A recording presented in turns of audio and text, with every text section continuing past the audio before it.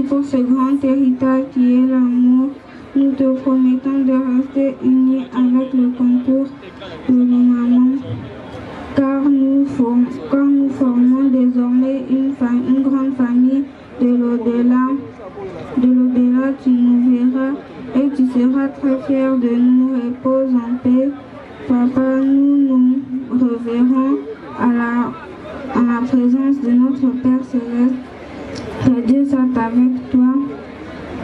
Nous t'aimons très très fort.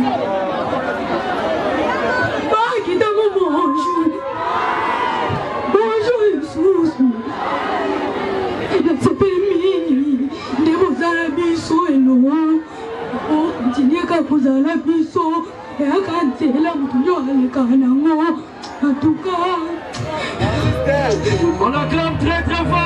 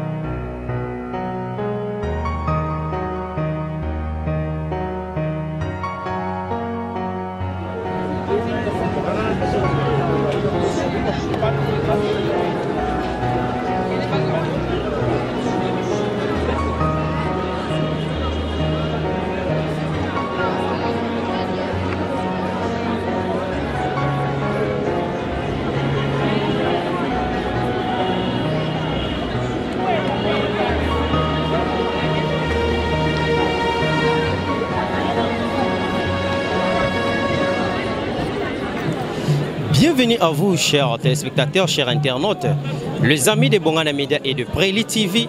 Bienvenue une fois de plus à cette édition. Nous continuons toujours comme hier, on était là au dépôt du corps du défunt, le grand artiste Pouloulou Chico. On était venu déposer ici au stade de Vélodrome. Nous sommes là en notre deuxième jour, le dernier jour du grand star Chico Pouloulou sur terre, on peut bien le préciser, parce qu'après ici c'est l'enterrement. Nous sommes là nombreux déjà, je vois d'ici peu le spectacle va commencer. Nous serons là avec plusieurs artistes, les grands artistes que vous aimez, comme le président Saïsaï, pour ne pas citer d'autres, ils seront là nombreux. Et on va même interviewer plusieurs, parce que ce n'était pas un homme moindre, comme je le dis toujours. Azari Moutoumoukiete, c'est un grand artiste, donc il faudrait que même ceux qui... Et je vous annonce aussi qu'hier, on a eu le propos de... que les artistes qui vivent à l'étranger, qui vivent, je sais pas quoi, en France ou en Europe, ils viendront, car c'était leur collègue de travail. Donc ils seront là et avec eux, on va essayer de parler, on va leur interviewer, ils vont donner leur point de vue, ils vont parler de Chico Pouloulou. Alors, c'est pour ça que je vous demande d'être branchés ce côté sur Bongana Media et pourquoi pas sur Préli TV, de Yemoko, oh les grands, Moutavanarana Poto, Moutaïbi Poto. Soyez branchés sur cette chaîne et vous aurez plusieurs actualités. Quant à moi, Jonathan Bongania, votre grand serviteur, je vous dis restez branchés, abonnez-vous massivement, likez les émissions, suivez-nous, partagez les émissions et ça fera notre bonheur.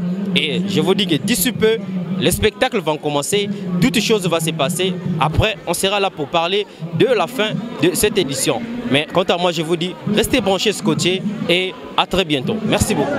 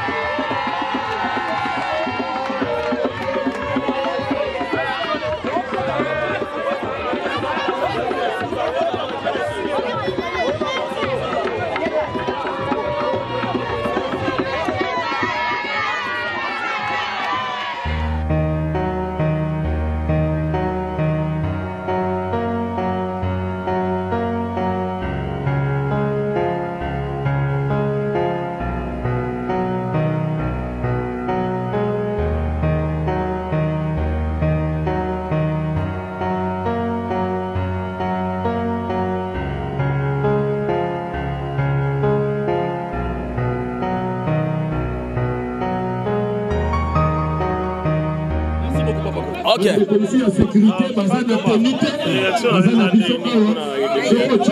Ouais, relation en ezali mawa. Pour Loulou, tu joues le ming. À celle de moi, nangai. Tu sais là-bas, Boresanga Combo, tu sais là-bas, Mosovit, tu sais là-bas. Et biloko ebele to sala na pululu to sala biloko ebele azanga mwana nga atana ba voyage kabinda mwanda abato banoso ka mwana ngai pona ibi ndenge ya ko jouer ya pululu so na swing ye boy a sala boy so ko sali boy a sala boy po a jouer na ba qui est bien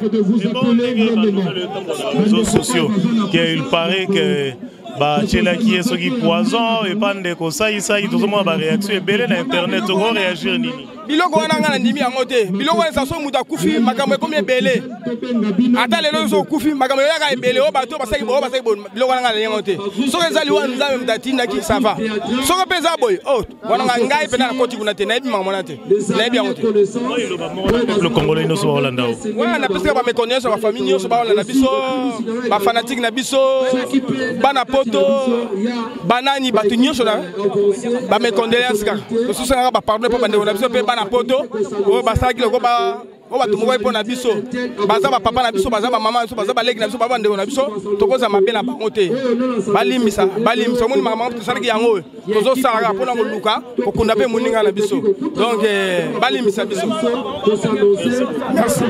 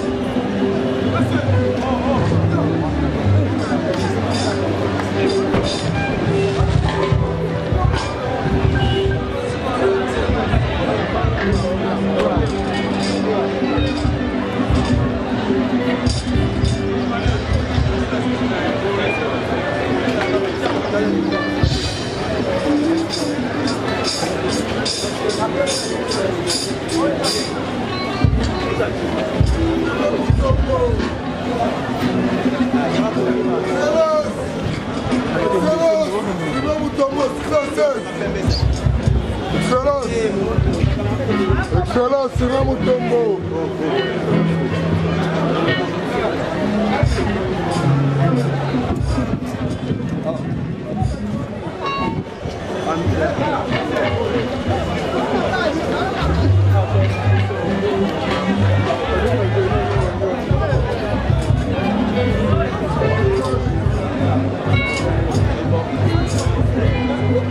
Ok.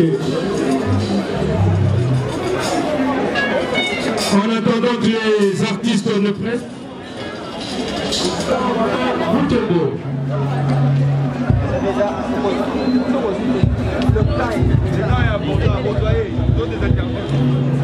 regardez cet espace, s'il vous plaît. Il est là, s'il vous plaît.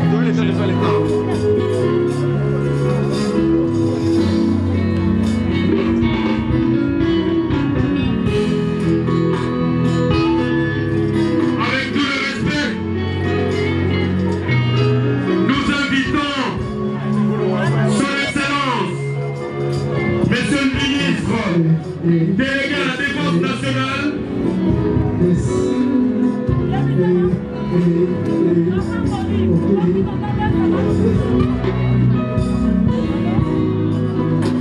Voilà, là c'est le dépôt de germes de fleurs par son excellence, monsieur le ministre délégué à la défense nationale et ancien combattant, son excellence Sylvain Mutombo, qui est venu pleurer avec les artistes. Alors pendant ce temps, mesdames, mesdemoiselles et messieurs, voici le frère Moïse Matouta. Est-ce que tu vas remettre la main pour ma passion d'applaudissement très fort?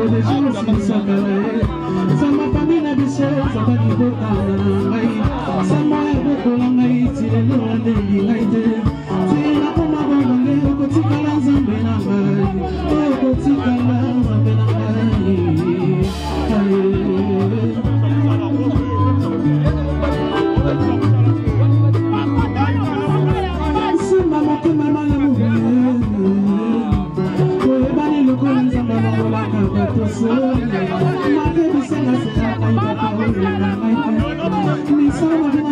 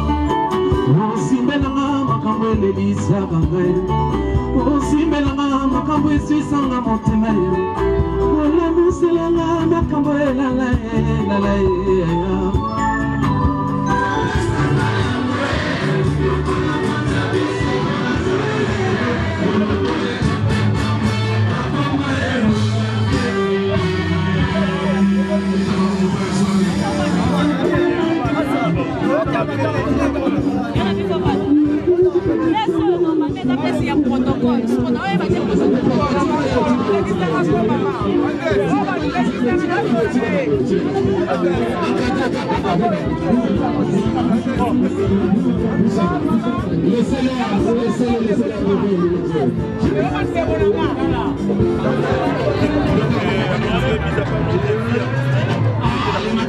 était des vrais amis, on s'est côtoyés, on s'est parlé, il y avait des choses qu'on se parlait de temps en temps, on parlait des projets, on partageait pas mal de choses ensemble. C'est le lot à Tikibiso. Les seules façons de montrer au monde, les seules façons, il y a des artistes, ils allaient quand même dans mon dernière demeure, ils m'ont accompagné en paix. Voilà, je me suis décidé dans la dernière minute que Naz soit billet, c'était pas facile, on s'est décidé. Tu sais que vie de famille na poto c'est pas facile. Solo li na basi na biso, il faut que de la pouloulou et bazami te maminede. Mama Paradis et puis na mams ba pesi biso nzela ba lobi bokeno lelande ko na bino. On a pris l'avion hier à 10h, to komi Kinshasa à 18h. Donc voilà, tout ça n'a pas passé. Mais Tolinga il peut quand même te partager parce qu'on a famille, on a proche et puis on a fanatique à Poulo. En Angola on a partagé même hôtel pendant 2 mois. On se réveillait ensemble, on mangeait ensemble, tout le monde ensemble. Et c'est quelqu'un, à tout moment quand on est, il reflétait l'image de charisme. Il reflétait l'image d'un comédien pour Ayebi Babaler Naye. Pour nous, c'est un artiste, d'abord et puis c'est un charismatique aussi. Oui, le jour où nous savons que nous sommes azadés, ça fait mal, comme dit Sangwaliwa, et il y aura toujours dans Mato et Betty Sarabakake. Mais avec le temps, on a essayé de consommer douleur et puis à accepter Kakei et puis à accompagner la dernière demeure. Aujourd'hui, si vous avez un azo Kende, so total il vient à la cercueil, le monde a si vous avez un cercueil.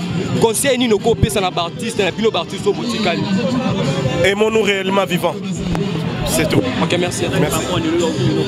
Impression à la tristesse, l'artiste est parti.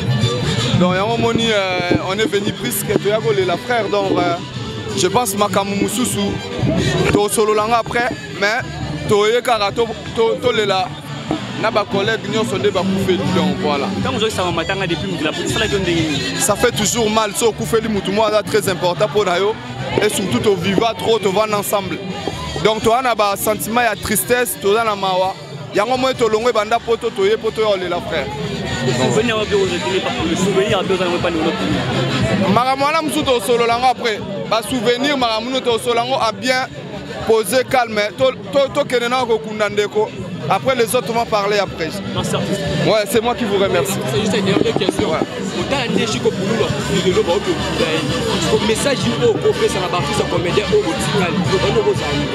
Mais il n'y a rien qui est fort plus que l'amour. Tolingana tozana bolingo. Toye barato préparer lobby nabiso parce qu'on partira même ngam na loba nabino lobby na okende. Totikarara impression à bien, tozala bien en bonne relation et puis na Nzambe. Voilà, merci.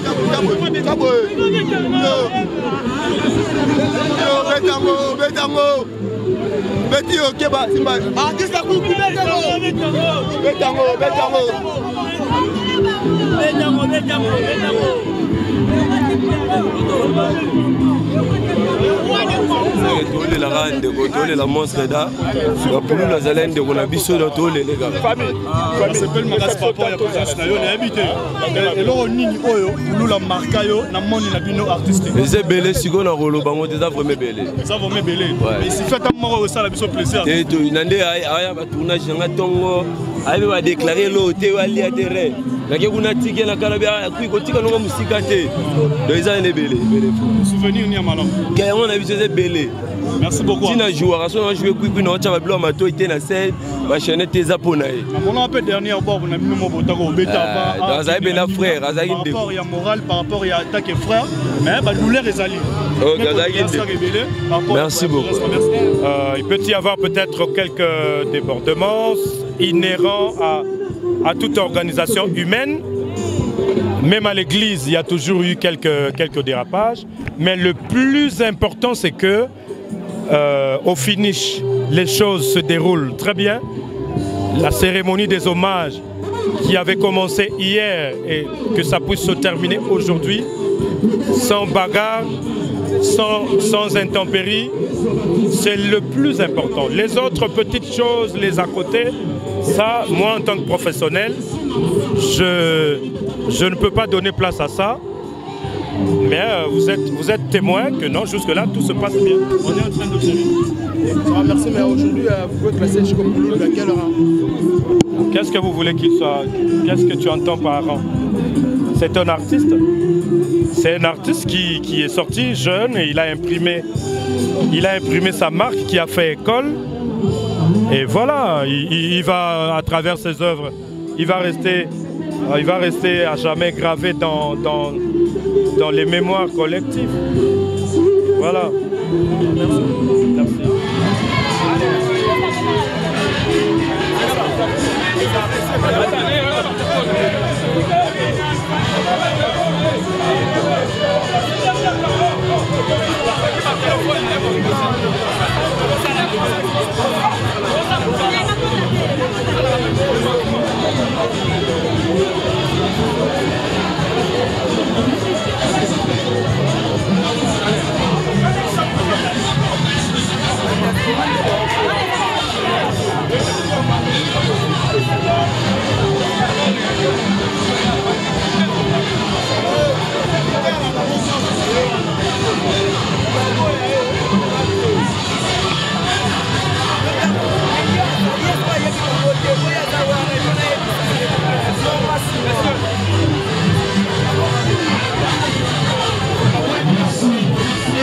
numéro nanga boy ba opesa te on a zate ba osenga numéro mais on se bouton toujours mais le quoi tozé molende film nyonso abando sanga na bando zanga te mais ba film to sena na choc na bande na liboko awa donc tozalaki na ye bien mutu ayebaki eta monaki azaki minene mais abota mana charisme na ena on nzoto parce que monstre sozo solo anaye kwa peso réponse azoka non moi temps azoka moi temps alaki bien na biso tozalaki ne bien tina suka yango to bai to lela tina suka to otika ete na sepe makasi na batu nyonso ba landi biso tina suka nzamba pambola bino merci beaucoup. OK, merci beaucoup.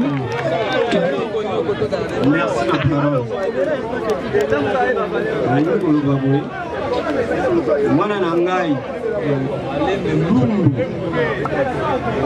Chico Jacques banda bo mwana na ye azalaika kosekisa likambo ekomeli ekomite ya musala eza lelo te place nyonso azali azalaka malamu na bato toyebeli ye mabe te ela epai na ye eya na kitambo bana kitambo bazoyokanga bayebi na milie na ya kwa mutu ndenge azalaki même na famille charisme ne wana ya komedi ezalaki kobanda bomwana na ye ti na ndenge eyokoma musala na ye tozala mingi ya koloba te mawekomi biso na famille eya likambo ya priske pasi mpe comprenez, merci beaucoup Noko. Sur le quartier latin de Kofi Olomide, lui c'est Gibson Boutoukondolo. Voilà, président, il a aussi un surnom, le cardinal. Le cardinal. Voilà. Les a parmi avant-dernier témoignage. Avant-dernier, ok. Voilà, Azali Pe Mwana Yagitambo. Bonjour, bonjour à tout le monde. Bonjour, bonjour à tout le monde. Vraiment, Ezali Passi, Ezali Mawa. Nous avons tout mis ça dans Nzambe pour Azali Kinangai. Aza artiste monene lokola ngai. Asala makama minene na monde toyebi, yango moni na leki. D'abord on a sepeli mingi na ba petit na ngai kitambo bandeko kitambo. Calme obo sali vraiment merci mingi. Tout Azali ki wa ngai tozalaki na ye. Tosala ba makambo oyo ya sala. Parce que tu n'es tout le monde, makambo tout le monde vraiment paix à son âme. Zambe azala na ye. Merci beaucoup. Adieu pour nous, le Chico. Merci. Voilà, merci. Merci beaucoup, on applaudit très très fort. Mesdames, mesdemoiselles et messieurs, le cardinal. On va prendre un dernier témoignage. Voilà, là c'est spécial. Et puis biographie, on va dans deux phases. Il y a l'Ivoso, à Relaxabiso, Nanyo Azalaki, Chico. À part Chico, à opérer sa biographie, il y a Oetali Pouloulou, donc biographie artistique. Merci.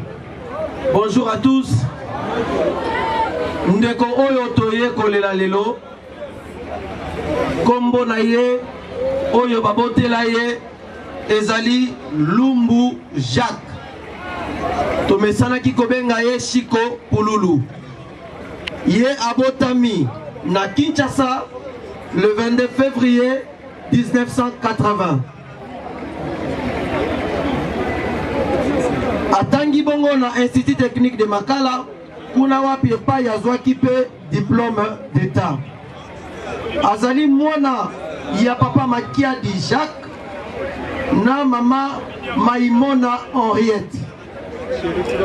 État civil na ye azalaki bongo célibataire, mais azali bongo papa Yabana Ebele. Et deuxième partie, Yandeko Nabiso, les côtés artistiques. Abandaki bongo, Liboso théâtre naye, naba groupe chrétien. Et pas Yoab Azalaki ko évolué na église na bango Kala. Bongo Azalaki ko jouer na combo ya champagne. Alingaki mingi pe ko yemba lokola. Et vers 2004, 2005, tangu aye kokota na groupe Sai, bachanjaki ye bongo combo, nde pa Yoab azwaki combo ya Pouloulou na ejoueli wana. Azalaki personnage créé et imaginé par Fiston Sai Sai a évolué kuna kino aye koyebana bipai nyonso na yango pona ko continuer biographie na ye malamu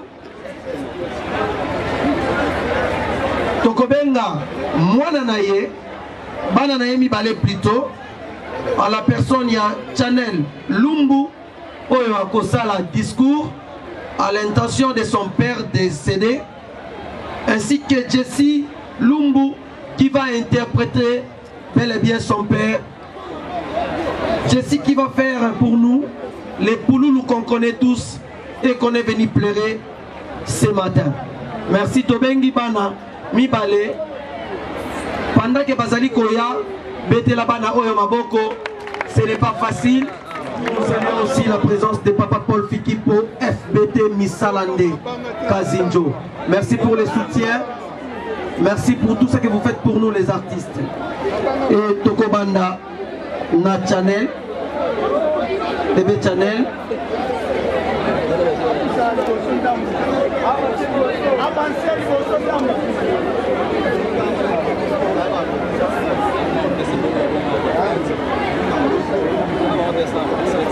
Lorsqu'on dit le deuil, les mots font souvent défaut.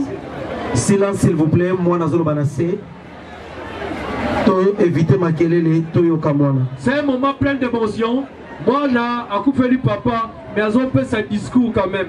Totia Bato Ito Kayen Avokebi. Azolo va na combo ya bandeko na ye nyonso. Lorsqu'on dit le deuil, les mots font souvent défaut pour décrire ce que l'on ressent. On peut se sentir isolé, submergé par ses émotions et surtout bien seul avec sa douleur. Aujourd'hui, nous sommes réunis pour rendre un dernier hommage à celui qui pour beaucoup était Pouloulou, mais pour nous, Papa Lumbu Jacques Chico. Très cher papa, il restera de toi ce que tu as donné, en d'autres fleurira. Il restera de toi ce que tu as offert, ce que tu as sémé, en d'autres germera. Nous tous tes enfants, unis, venons te dire adieu, toi que nous aimons. Nous venons te remettre à Dieu, à jamais rejoindre tout ce que nous avons aimé, tous ceux qui nous ont déjà quittés. Tu es parti, nous ne te verrons plus. Nos cœurs pleurent l'inconsolable. chercherons dans les cieux. Pour toujours, tu seras dans nos cœurs. Aide-nous à ce que la joie et l'unité naissent et demeurent. La vie a décidé ton départ. Nous sommes obligés de te dire au revoir. Nous te remettons à Dieu. Jamais plus rien ne sera comme avant. Merci pour ce grand héritage qui est l'amour. Nous te promettons de rester unis avec le concours de maman.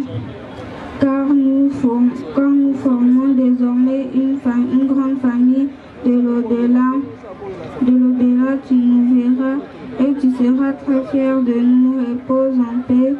Papa, nous reverrons à la présence de notre Père Céleste. Que Dieu soit avec toi. Nous t'aimons très très fort. Merci. C'est un moment plein d'émotion. Et nous passons le micro. Donc c'était au nom de toute la famille. Nous indiquons très bien. Et maintenant c'est place à Jessie. Où est Jessie? Qui va faire une démonstration artistique. Otolobaka Pululu Akeime Akeite. Et un rôle à Pululu Moussous à Botami. Alors ça la démonstration. Il y a Oyo Papa Banaïko Sala. Mwana azapela likaboana avant ça la seconde démonstration. Les amis moment marron tellement spécial, plein d'émotions. Bonjour à tous. Bonjour encore. Acclamez pour vous-même. Je n'ai pas beaucoup à dire, mais je voulais faire juste un petit... Un petit rien quoi? Un petit geste de mon père. Voilà. Vas-y petit.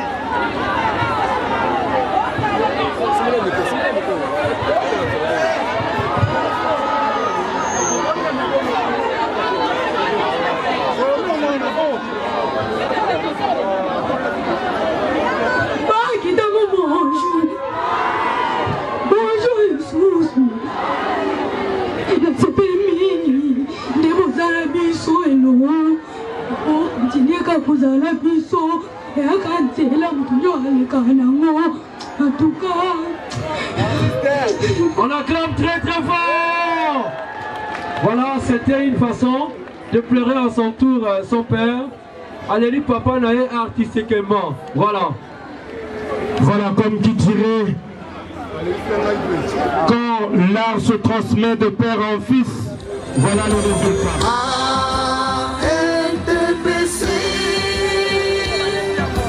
Monde des artistes comédiens,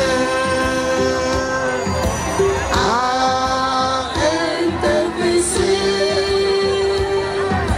vivent les artistes comédiens, à NTPC, vivent les artistes comédiens.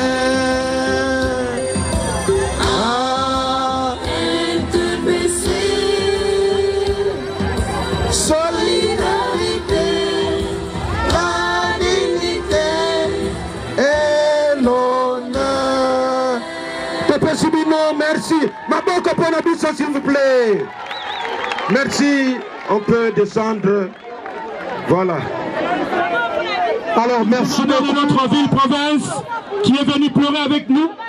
Nous saluons également la délégation, la grande délégation qui représente Maman Olive Lembe, conduite par Maman Angèle Kanam, qui sont venus pleurer avec les artistes. Merci beaucoup.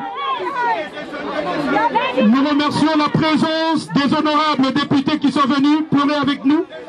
Honorable Ades Ndombasi, honorable Paul Nzalio Balenza. Nous remercions et saluons la délégation des artistes venus de la sur le plan artistique. C'est lui son formateur. C'est lui qui est affecté aujourd'hui parce qu'il a perdu un de ses généraux. Alors, Fiston Saï, Malobambo Kayo. Ba papa, ba mama, bandeko, mbote. Namoni mbote na binote botombo na maboko likolo mbote. Soki tolingi nzambe ayamba molimo ya pululu na kimia, tokanga pululu. Pululu. Artiste akufaka te po asalaka ba œuvre oyo etikalaka libela, tobetela ye maboko makasi. Napesi bino merci pour la bolingo na bino à travers biso artiste et comédien. Beye kolelisa biso lelo pour na likambu ya munene kolelaki biso oyo ndeko na biso pululu atikaki biso. Nazali na mingi ya koloba te. Pululu asalaki mosala na ye na groupe sai a évolué qui paye moko Nzambe abatela misala na yo asalaki et continuer ko vivre na mitu na biso na makanisi na biso. Merci lisusu na bandeko basungi biso po ya ete tole la pululu kitoko makasi boye. Merci na président Masumu de Brende pour la implication na ye totale. Merci na ngai moko sai sai. Merci na Mpakalori. Merci na Chinola. Merci na Mama Fatou. Merci na bandeko nyonso oyo bazalaki na comité d'organisation po bomona makambu nyonso oyo esalami kitoko. Tobeti maboko makasi. Merci na gouverneur na biso ya ville ya Kinshasa, Jantiningo Bilambaka. Merci na molandi na ye vice-gouverneur oyo tobengi na kombo ya Nero Mbungu po ya bolamu nyonso basali po ete tolela pululu kitoko boyi. Tobeteli bango maboko. Merci na mama Olive Lembe oyo a s'impliqué totalement pour que pululu ale na makitoko tobeti maboko makasi. Nazali na mingi ya koloba te. Courage na mama oyo otikali lokola mama ya bana nyonso oyo otikali lokola mama oyo akotelema po ete famille libota etikala lisanga pululu akei biso totikali totikala na bomoko bolingo ezala kati na biso. Artiste et comédien dans l'unité nde bomoko et ça la gâté makambu nyonso ekende liboso. Voilà raison pour laquelle nakopesa merci na ba journaliste nyonso oyo bosungi biso. Matanga ya pululu eyaki na makambu ebele oyo nyonso ya malamu Nzambe azwa lokumu, oyo nyonso ya mabe Nzambe alimbisa. Tozali batu na kombo ya Yesu Kristu mwana na ye. Amen. Merci beaucoup. Voilà, merci beaucoup. C'était le mot de Fiston Sai Sai. Alors à présent, nous allons inviter Son Excellence Monsieur le Vice-Gouverneur de la ville-province de Kinshasa à venir prononcer son nom de circonstance. Juste après, il va déposer sa gerbe de fleurs. Famille Pululu et remercier bino nyonso pe totondi Nzambe na ndenge makambo ebandaki pe eleki na kimia nyonso. Yango tolobi boye libota nyonso ya Pululu. Donc famille biologique tokutana biso nyonso na lopango kuna na kwa mutu pe tosengi na komite ya baartiste tobandaki na bango nde pe tosuka na bango tokutana biso nyonso pe na kwa mutu po tobandaki mpe tosolola ensemble. Nasengi merci na population nyonso ezali awa, merci na bino nyonso basiste biso banda ebandeli ti sikoyo bokati makambo na bino bolanda kosala mpe boyoko. Merci beaucoup. Il est venu pleurer avec nous. Il est venu représenter personnellement Monsieur, Son Excellence, Monsieur le gouverneur de la ville-province de Kinshasa, Monsieur Jean-Tini Mbaka. Alors, le fou Mabanga Moyo, Excellence Nerombungu, il va prendre la parole parce qu'il est venu, il a toujours été à côté des artistes. Il est venu pleurer avec nous. Nous allons écouter ce mot de circonstance. Excellence, à vous la parole. Nous disons avant tout merci à l'Éternel, le maître des temps et des circonstances.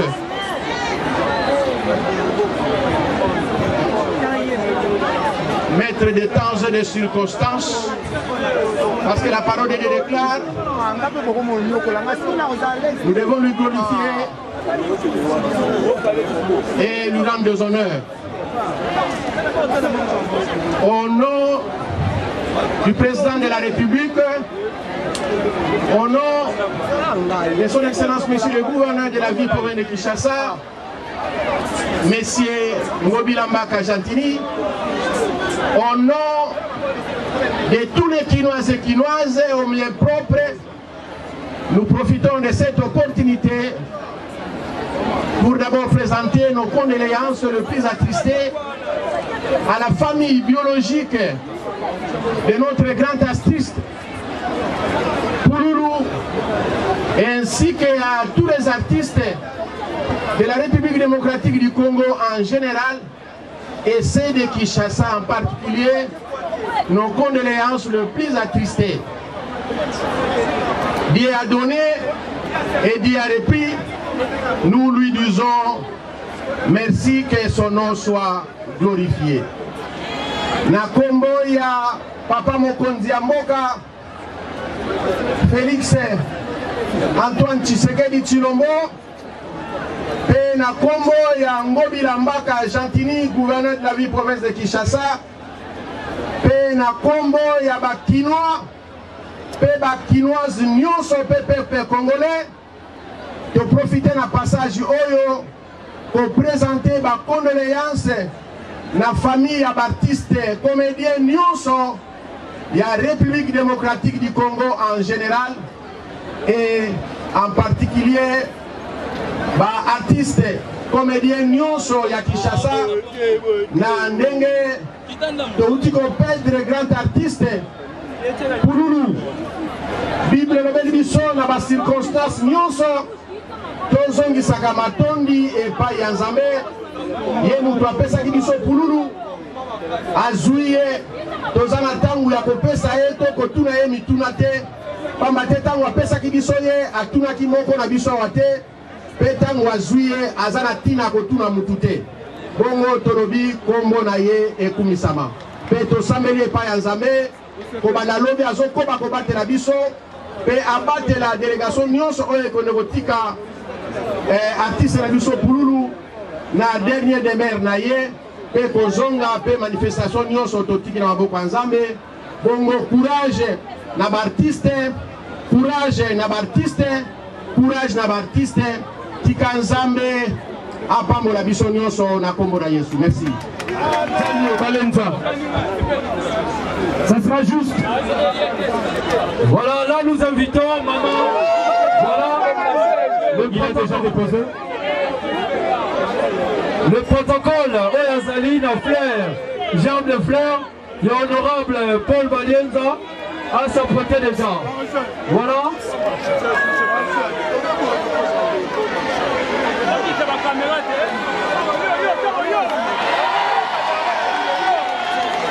Voilà, il est venu pleurer avec nous parce que entre le théâtre et la musique, il n'y a qu'un pas.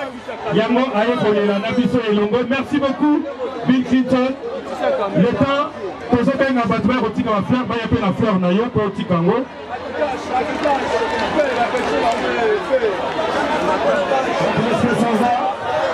Est-ce que ça va?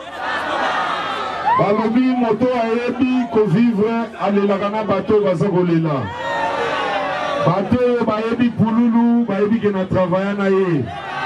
Est-ce que boyebi nzembo yango na travaya na pululu? Boyebi yango? Boyebi? Boyebi yango te? Boyebi yango? Bato maboma baza koboma bato na boma nakipese bapese nakipese bapese nakipese bapese nakei nalemba babengi na bilemba mama na mbala pekisa mbala kotokisa bambala balanda pululu babela pulupulu bakomako pululu azalaki acteur à film donc mpona kobimisa art wana aza grand artiste ngana aza Yukata Lukashenko donc jamais pululu akokende sanke na mona ye quoi donc aza pena na motema na nga acontribuya un plus na musique na nga akota na clip na nga donc tala kaka merci en tout cas na famille mobimba ndenge boye kosoutenir famille ya pululu merci.